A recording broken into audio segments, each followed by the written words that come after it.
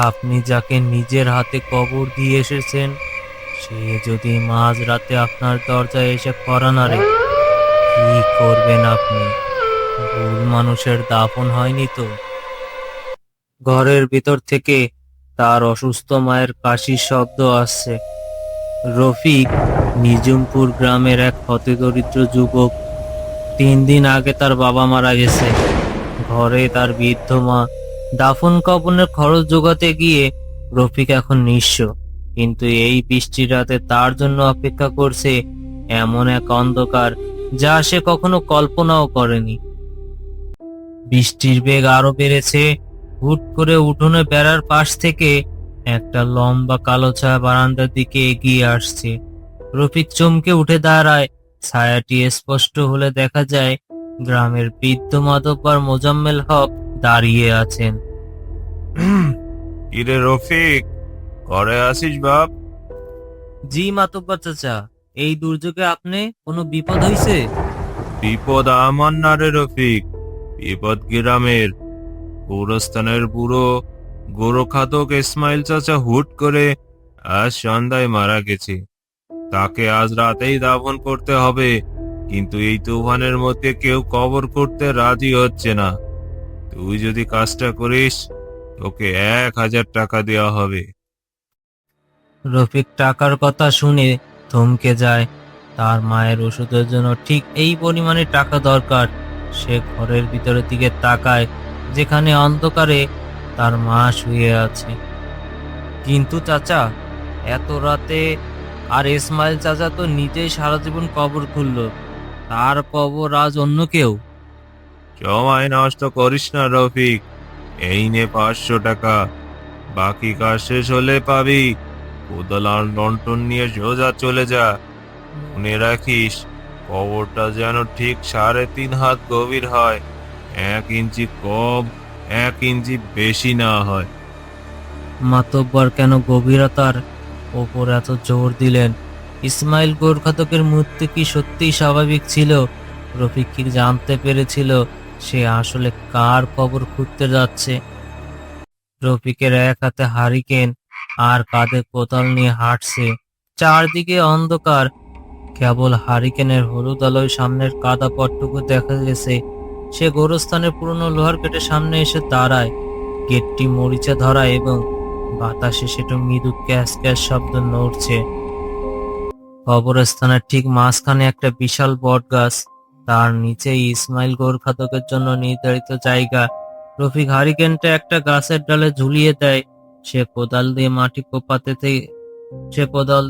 কোপ দিতেই মাটি থেকে অদ্ভুত সাদা ধোঁয়া বের হতে শুরু করে। আস্তাগফিরুল্লাহ, এমন রাতে মনটা এত কুগাইতেছে কেন? মাটি এত শক্ত মনে হইতেছে পাথরে কোপ দিতেছি। রফিক মাটির নিচে আলো ফেলে দেখে সেখানে কোনো পাথর নেই, বরং একটা পুরনো ক্ষয়ে যাওয়া কাঠের তক্তা। তক্তার উপর রঙে কিছু অদ্ভুত নকশা আঁকা, যা দেখতে অনেকটা রক্তের মতো। এই গোরস্থানে তো কোনো নারীর কবর দেয়া হয়নি সাম্প্রতিক সময়ে। তবে এই কান্না কার? রফিক কি তক্তাটি সরাবে নাকি কাজে ফেলে পালাবে? রফিক ভয় পেয়ে কবর থেকে উঠে দাঁড়ায়। হারিকেনে আলোটা কাঁপছে। কান্নার শব্দটা এখনো আরো স্পষ্ট। মনে হচ্ছে সেটা রফিকের পায়ের নিচ থেকেই আসছে, কবরের গভীর থেকে। কে কে কান্দে? ইসমাইল চাচা?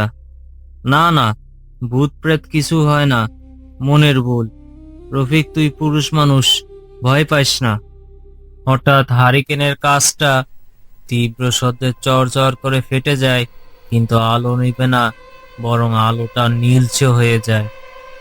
নীল আলোয় রফিক দেখতে পায় গোরস্থানের চারপাশের গাছগুলো থেকে কালো রঙের এক তরল পদার্থ চুইয়ে চুইয়ে পড়ছে। ঠিক তখনই কবরের ভেতরে সেই কাঠের তক্তাটি নিচ থেকেই মরমর শব্দে 2 ভাগ হয়ে যায়। ভেতরে এক জোড়া লাল চোখ অন্ধকারের ভিতর জ্বলে ওঠে। রফিক কোদাল ফেলে জান প্রাণ দিয়ে গেটের দিকে দৌড়াতে শুরু করে, কিন্তু সে যতই দৌড়াচ্ছে গেটটা যেন আরো দূরে সরে যাচ্ছে। সে বারবার ঘুরে ফিরে সেই বট গাছ আর অর্ধেক করা কবরের সামনেই চলে আসছে। ও আল্লাহ, এ কি জাদুটো না! আমি রাস্তা পার হইতে পারতেছি না। এই গৌরস্থান আমারে আমারে ছাড়তেছে না কেন? রফিক দৌড়াতে দৌড়াতে আছাড় খেয়ে পড়ে যায় ঠিক কবরের কিনারায়। সে যখন মাথা তোলে, দেখে কবরের ভিতরে কেউ নেই, কিন্তু কবরের উপর দাঁড়িয়ে আছে একটি অবয়ব। অবয়বটি পরনে সাদা কাপড়ের, কিন্তু মুখটা মুজাম্মেল মাতব্বরের। তবে সেই মুখে কোনো চামড়া নেই। রফিক যা দেখেছে তা কি সত্যি? মাতব্বর তো গ্রামে জীবিত আছেন, তাহলে এই লাশ কার? রফিকের মস্তিষ্ক কি ভয়ের চোটে বিভ্রম তৈরি করছে, নাকি এটা কোনো প্রাচীন চক্রান্ত? হঠাৎ চারপাশের দৃশ্য বদলে যায়। রফিক নিজেকে আবিষ্কার করে ইসমাইল গোরখাতকের কুড়ে ঘরের ভিতরে। সে দেখে বিছানায় ইসমাইলের লাশ পড়ে আছে, আর তার পাশে বসে আছে মোজাম্মেল মাতব্বর। একটা পুরনো কালো বই দেখে তান্ত্রিক মন্ত্র পড়ছে। মাতব্বরের রক্তে হাত ভেজা। 3.5 হাত 3.5 হাত মাটির নিচে যে ধন লুকানো আছে, তা তুলতে হলে খাঁটি মানুষের রক্তের কোপ লাগবে। ইসমাইল রাজি হয়নি, তাই সে গেছে। এবার তোর পালা রফিক। রফিক আবার নিজেকে বাস্তব কবরস্থানে আবিষ্কার করে। সে দেখে তার নিজের হাতেই কোদাল, আর সেই নিজের অজান্তেই কবরটা আরো গভীর করে ফেলেছে। সে এখনো কবরের ভিতরেই দাঁড়িয়ে আছে। মাটি এখন তার বক সমান উঁচু। রফিক নিজের হাতের দিকে তাকায়। হাতগুলো কাদায় নয়, রক্তে মাখামাখি। সে বুঝতে পারে সে এক মায়াজালে আটকা পড়ছে। না, আমি এই কবর খুঁড়বো না। এইটা আমার কবর। ওরা আমারে দিয়ে আমার নিজের কবর খুঁড়াইতেছে। ওরে আল্লাহ, আমারে বাঁচাও! কবরের চারপাশের উপরে মাটি নিচ থেকে হুড়মুড় করে কবরের ভেতরে পড়তে শুরু করে। রফিককে জ্যান্ত কবর দেওয়ার প্রক্রিয়া শুরু হয়ে যায়। রফিক মরিয়া হয়ে কবরের দেয়াল বেয়ে উপরে ওঠার চেষ্টা করছে, কিন্তু উপর থেকে দুদলা কাদা মাটি এসে তার মুখের উপর পড়ে। সে অপরের দিকে তাকিয়ে দেখে কবরের কিনারায় শুধু মাতব্বর নয়, গ্রামের আরো কয়েকজন চেনা মানুষ দাঁড়িয়ে আছে। সবার চোখগুলো সাদা। চাচা, চাচা, আপনারা এটা কি করতেছেন? আমি রফিক, মুস্তাকের পোলা। আমারে বাঁচান! আপনারা আমারে বাঁচান!